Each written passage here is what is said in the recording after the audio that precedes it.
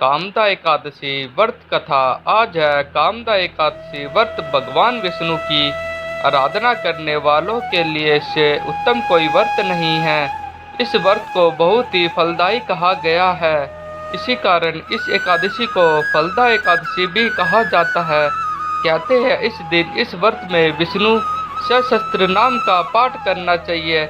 ऐसी मान्यता है कि इस व्रत को करने से हजारों वर्ष की तपस्या जितना पुण्य मिलता है। इस बार कामदा एकादशी 19 अप्रैल को है। इस दिन पवित्र नदियों में स्नान करना शुभ माना जाता है। इस व्रत के प्रभाव से समस्त पाप नष्ट हो जाते हैं। इस दिन जो भी श्रद्धा के साथ व्रत रखता है उसकी मनोकामना अवश्य पूर्ण होती है। इस दिन व्रत रखे। इस व्रत में अपने मन को संयमित रखकर भगवान विष्णु की आराधना करें। भगवान श्री हरि विष्णु को फल फूल दूध तिल पंचमिर्च अर्पित करना चाहिए।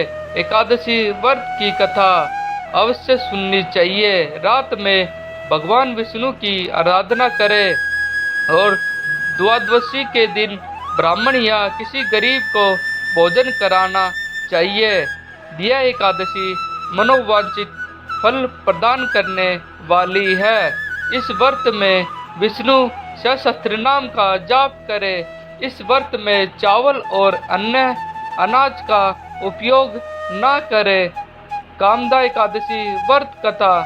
धर्मराज युधिष्ठिर कहने लगे, हे भगवान, मैं आपको कोटि कोटि नमस्कार करता हूँ। अब आप कृपा करके चैत्र शुक्ल एकादशी का महत्व कहिए।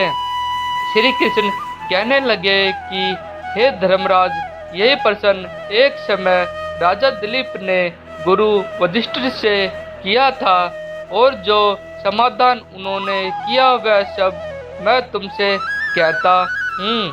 प्राचीन काल में भोगीपुर नामक एक नगर था। वहाँ पर अनेक ऐश्वर्यों से युक्त पुंडरीक नाम का एक राज्य करता था। भोगीपुर नगर में अनेक अप्सरा, किन्नर तथा गंधर्व वास करते थे। उनमें से एक जगह ललिता और ललित नाम के दो स्त्री पुरुष अत्यंत वैभवशाली घर में निवास करते थे।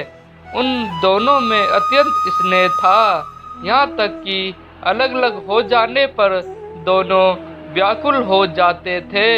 एक समय पुंडरीक की सभा में अन्य गंधर्व सहित ललित भी गान कर रहा था।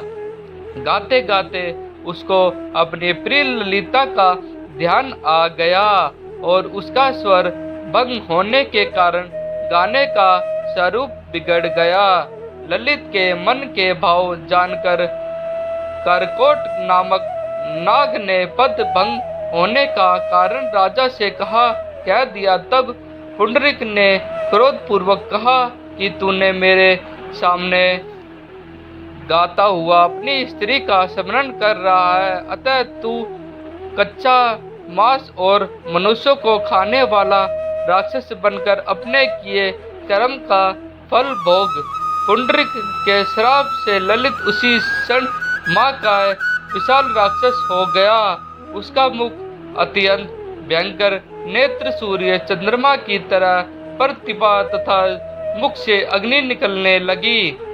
उसकी नाक पर्वत की गंधरा के समान विशाल हो गई और गर्दन पर्वत के समान लगने लगी। सिर के बाल पर्वत पर खड़े वृक्षों के समान लगने लगे तथा भुजाएं अत्यंत लंबी हो गई। कुल मिलाकर उसका शरीर 8 योजन के विस्तार में हो गया। इस प्रकार राक्षस होकर वह अनेक प्रकार के दुख भोगने लगा। जब उसकी प्रियतमा ललिता को यह वृत्तांत मालूम हुआ तो उसे अत्यंत खेद हुआ और वह अपने पति के उद्धार का यत्न सोचने लगी। वह राक्षस अनेक प्रकार के घोर दुख सहता हुआ घने वनों में रहने लगा। उसकी स्त्री उसके पीछे पीछे जाती और विलाप करती रहती। एक बार ललिता अपने पति के पीछे घूमती घूमती विंध्याचल पर्वत पर पहुंच गई, जहाँ पर श्रृंगी ऋषि का आश्रम था। ललिता श्रृंगी ऋषि के आश्रम में गई और वहां जाकर विनती भाव से प्रार्थना करने लगी। उसे देखकर श्रृंग ऋषि बोले कि हे सुभगे, तुम कौन हो और यहाँ किस लिए आई हो? ललिता बोली कि हे मुन, मेरा नाम ललिता है। मेरा पति राजा पुंडरीक के श्राप से विशालकाय राक्षस हो गया है। इसका मुझको महान दुख है। उसके उद्धार का कोई उपाय बतलाइए। श्रृंग ऋषि बोले, हे गंधर्व कन्या, अब चैत्र शुक्ल एकादशी आने वाली है, जिसका नाम कमदा एकादशी है। इसका व्रत करने से मनुष्य के सब कार्य सिद्ध होते हैं।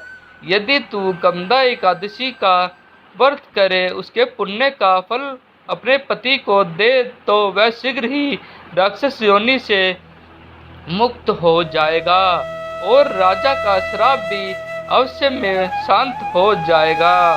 मुनि के ऐसे वचन सुनकर ललिता ने चैत्र शुक्ल एकादशी आने पर उसका व्रत किया और द्वादशी को ब्राह्मणों के सामने अपने व्रत का फल अपने पति को देती हुई भगवान से इस प्रकार प्रार्थना करने लगी, हे प्रभु, मैंने जो यह व्रत किया है उसका फल मेरे पति देव को प्राप्त हो जाए, जिससे वह राक्षस योनि से मुक्त हो जाए।